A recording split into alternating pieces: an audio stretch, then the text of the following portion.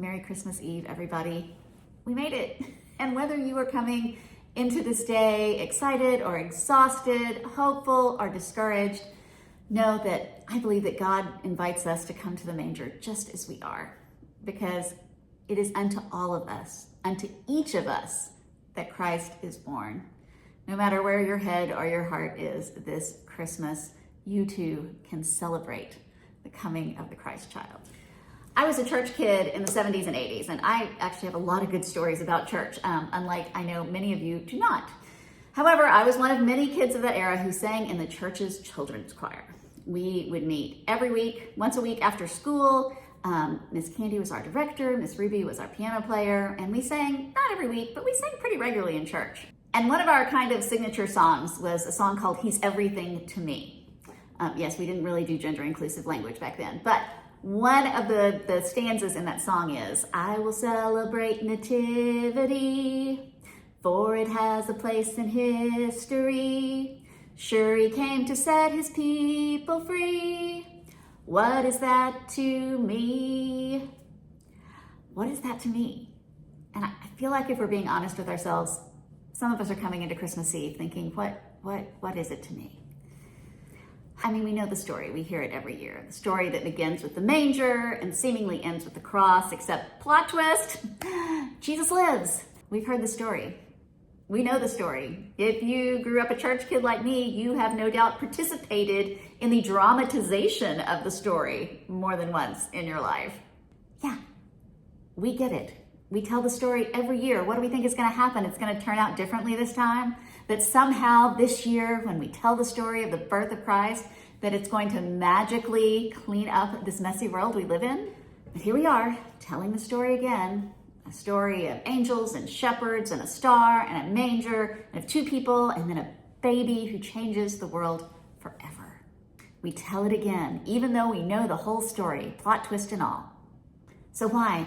Why do we insist on telling the story year after year after year?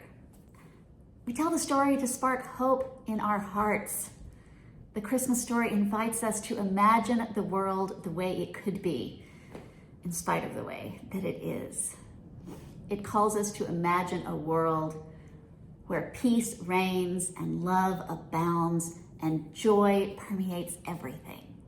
A world where we notice and see and experience that God's light shines in the most unexpected of places. Yeah, hope is why we tell the story. We tell the story because it is a love story. It is the story of how much God loves us. It is so much more than the story of a baby born in a manger, but of a God who loved us enough to come down and get into our mess with us. To be one of us, to walk among us. Not a distant God who watches us from afar, but a God who loves us enough to get into it right there with us. Love is why we tell the story. We tell the story to remind us that God burst into this world through and around the marginalized people of the day. Born to an unwed mother, a couple with no place to call home.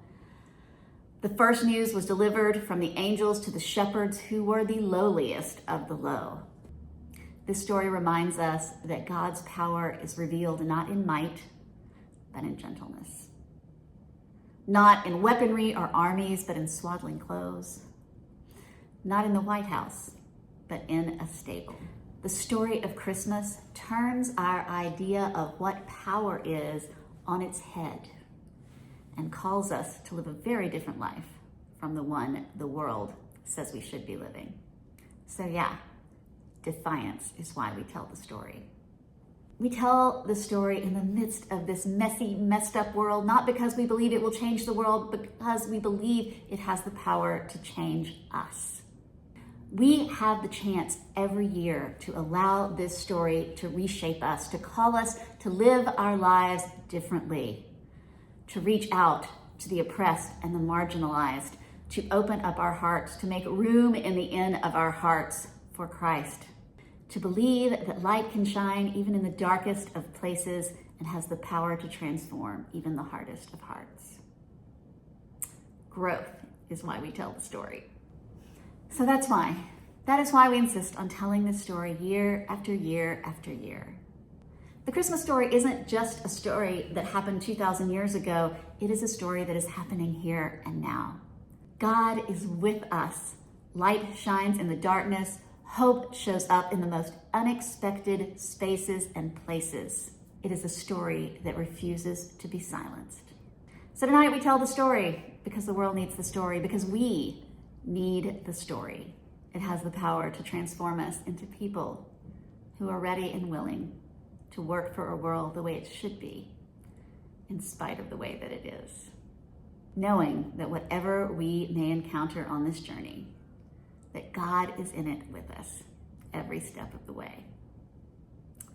That's what it is to you. Merry Christmas, everybody.